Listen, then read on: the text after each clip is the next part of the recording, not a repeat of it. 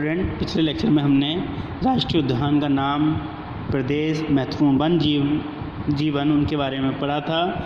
अब हम वन जीव संरक्षित क्षेत्र यानी कि सेंचुरीज के बारे में पढ़ेंगे। संरक्षित क्षेत्र यानी कि सेंचुरीज बोलते हैं इनको, और ये किस किस प्रदेश में है।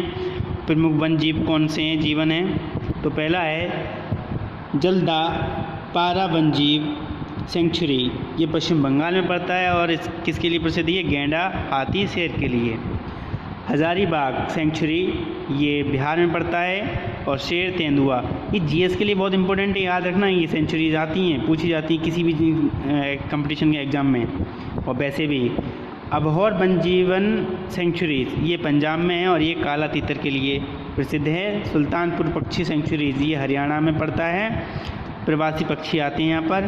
प्रवासी पक्षी उनको बोलते हैं जो दूसरे देशों से उड़कर आते हैं जब क्लाइमेट चेंज होती है तब। नल सरोवर पक्षी सेंचुरीज, ये गुजरात में है और ये जलीय पक्षी के लिए प्रसिद्ध है। मुदामलाई वन जीव सेंचुरी तमिलनाडु में, शेर, हाथी और तेंदुए के लिए। वेदांत गल पक्षी सेंचुरीज, तमिलनाडु में स्थित है ये, और ये जलीय पक्षी के लिए है। घना पक्षी सेंचुरीज, राजस्थान में। पक्षियों की 300 प्रजातियाँ, जंगली गधा, भेड़िया। फिर है जंगली गंधर्व सेंचुरीज, गंधर्व को गधा ही बोलते हैं, और ये गुजरात में है। जंगली गधा के लिए भेड़िया और नीलगाय, चिंकारा यहाँ पर पाए जाते हैं। तो ये सेंचुरीज हैं, सेंचुरीज बोलते हैं इनको, ठीक है।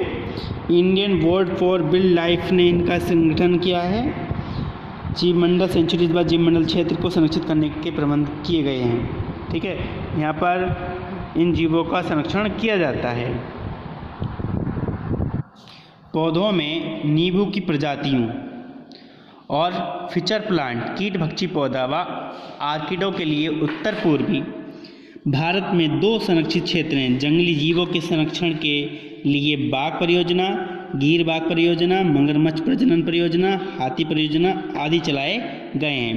वह आवासीय संरक्षण, एक्स सिटू कंजर्वेशन, ये मुख्यतः फसलों, उनके जंगली अपरूप और स्थानीय कृषि उपजों के संरक्षण में उपयोगी है। इस विधि में पौधों के जीनों को जीन बैंकों और बीज बैंकों में संग्रहित किया जाता है। National bureau of plant genetics resources NBPGR Delhi में स्थित है।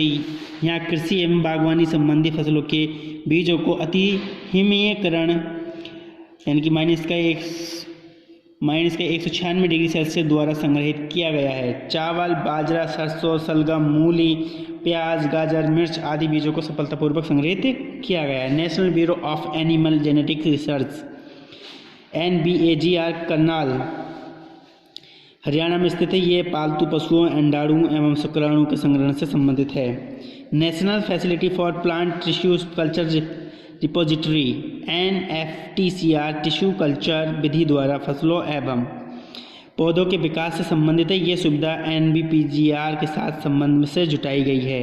G15 देशों ने भी औषधीय एवं अन्य लक्षणों वाले पौधों की प्रजातियों के संग्रहण काम शुरू किया है। इसके अतिरिक्त जीन बैंक की स्थापना की जाएगी और इस प्रयास में भारत का भी योगदान है। बात करते हैं सिंचाई, शहरीकरण, सड़क विकास तथा इंजीनियरिंग गतिविधियों से इकोतंत्र पर प्रभाव क्या पड़ता है। सिंचाई, भारत देश कृषि प्रधान देश है, जहाँ यहाँ के लोगों का मुख्य व्यवसाय खेती करना है।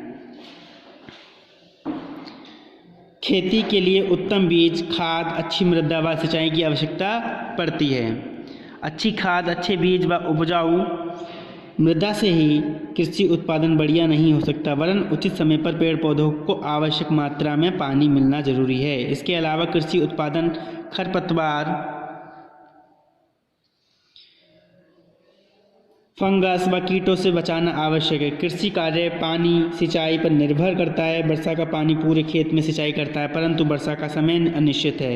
वर्ष में मात्र 2 माह ही वर्षा के हैं। इन 2 माह के अलावा खेत में छमाही या तिमाही फसल लेने के लिए खेत में पानी की आवश्यकता की पूर्ति हेतु अपनाया गया कृत्रिम साधन सिंचाई कहलाता है। पहले खेतों में पानी पहुँचाने के लिए टोकरी द्वारा, ढेकली द्वारा, डून, घिरनी बाल्टी, चरखा बाल्टी, चरस, रहट या आर्किमिडियन स्क्रू की सहायता से कुएं में पानी निकालकर खेतों तक पहुंचाया जाता था। आज ट्यूबवेल द्वारा ज़मीन से पानी निकालकर फ्लड या स्प्रिंकलर द्वारा सिंचाई की जाती है। नदियों की चौड़ाई में बांध बनाकर,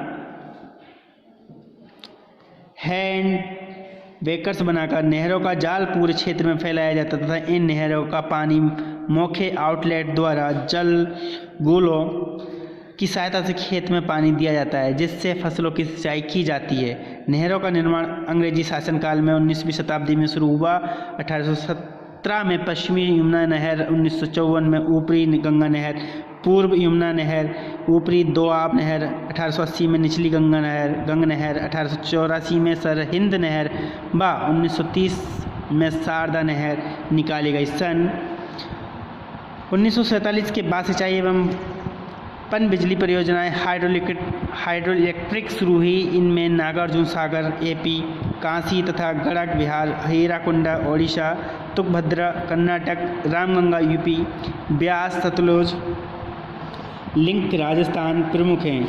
इनके अनुरक्षण निर्माण हेतु प्रत्येक राज्य में सिंचाई अनुसंधान केंद्र स्थापित किए गए। केंद्रीय स्तर पर केंद्रीय सिंचाई परिषद व केंद्रीय जल आयोग CWC का गठन किया गया। भारत का भू क्षेत्र 3288 लाख हेक्टेयर है, जिसमें 1860 लाख हेक्टेयर भूमि कृषि योग्य है। भारत की नदियों में लगभग 1780 लाख हेक्टेयर मीटर पानी प्रति वर्ष आता है, जिसका 105 लाख हेक्टेयर मीटर पानी सिंचाई में प्रयोग में आता है। पंजाब में अन्य राज्यों की तुलना में सिंचाई का प्रतिशत 87% है। इसीलिए पंजाब क्या है, कृषि प्रधान राज्य भी है, क्योंकि वहाँ पर अत्यधिक उन्नत तरीके से सिंचाई के साधन उपलब्ध हैं। नहरों का वहाँ पर जाल है। पंजाब खुद एक 5 देशों का देश है, 5 नदियों का देश है। कृषि कार्य हेतु भूमि जल का सर्वाधिक दोहन ट्यूबवेल के पानी से सिंचाई किए जाने के कारण हो रहा है। नहर परियोजनाओं से काफ़ी मात्रा में ज़मीन का अधिग्रहण हो रहा है, जिससे स्थलीय इकोतंत्र प्रभावित हो रहा है। जंगलों, मरुस्थलों आदि से गुजर रही नहरों से हालांकि भूमि उपजाऊ हो रही है एवं अधिग्रहण से उसी क्षेत्र का इकोतंत्र बदल रहा है। नदियों पर बड़े बड़े व ऊंचे बांध बनाए जा रहे हैं, जिससे काफ़ी बड़ा भूभाग जलाशय द्वारा घेर लिया जाता है, जिससे जानवर, पशु पक्षी एवं इंसान भी विस्थापित होकर अलग जगह शरण लेता है, जिससे इकोलॉजी चेंज होना लाजमी है। शहरीकरण, अर्बनाइजेशन, कृषि के प्रति अरुचि, शहरों में उद्योग धंधों की प्रचुरता, यातायात के साधनों की सुलभता, शहरी चकाचौंध, ग्रामीण क्षेत्र में जल प्रदाय का अव्यवस्था व रोजगार के साधन न होने के कारण ग्रामीण जनता शहरों की ओर पलायन कर रही है। ये पलायन ही शहरीकरण है, अर्थात ग्रामीण क्षेत्रों के लोगों का शहर में आकर बस जाना शहरीकरण है। चूँकि शहरों में शिक्षा, चिकित्सा, सुरक्षा, मनोरंजन, विद्युत, सड़कों के वाहनों आदि का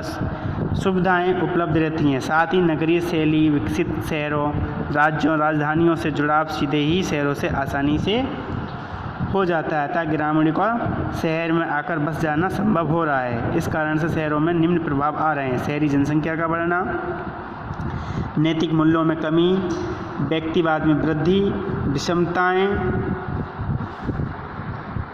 तो ये सब शहरीकरण के कारण हो रहा है। सड़कों का विकास, रोड डेवलपमेंट।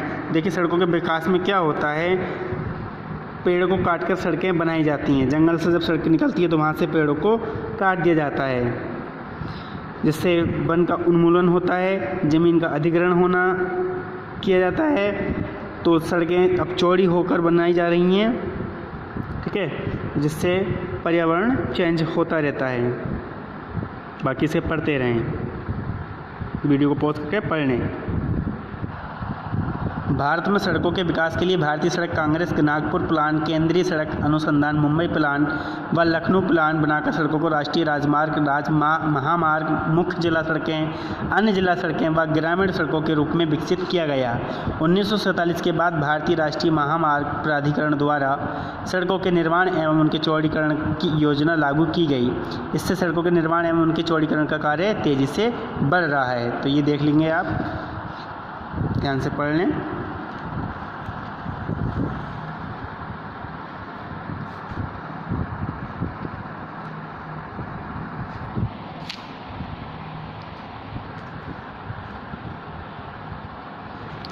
अन्य इंजीनियरिंग गतिविधियाँ, यहाँ ये कहने की आवश्यकता नहीं है कि देश में निर्माण संबंधी गतिविधियाँ बढ़ रही हैं। आज पूरे विश्व में विभिन्न क्षेत्रों में निर्माण कार्य संपन्न हो रहे हैं, जिनमें आवश्यक निर्माण आदि बढ़ रहा है। साथ साथ तत्संबंधित क्षेत्रों में इकोलॉजी प्रभावित हो रही है। जल प्रदूषण से जलीय परितंत्र, वायु प्रदूषण से वायवीय परितंत्र, ठोस पदार्थ व्यर्थ से स्थलीय परितंत्र आदि बुरी तरह प्रभावित हो रहे हैं। भविष्य में विभिन्न निर्माण गतिविधियों में पर्यावरण के साथ समरसता विकसित करनी होगी, तभी देश की उन्नति होगी एवं देश सही रूप से उन्नत होगा। खनन, माइनिंग, पृथ्वी के अंदर दबे हुए प्राकृतिक संसाधनों के निष्कर्षण हेतु पृथ्वी से में गहराई तक खुदाई कार्य कर खनिज पदार्थों यथा कोयला, लोहा, चांदी, सोना, हीरा आदि अयस्क के रूप में निकालना खनन कहलाता है।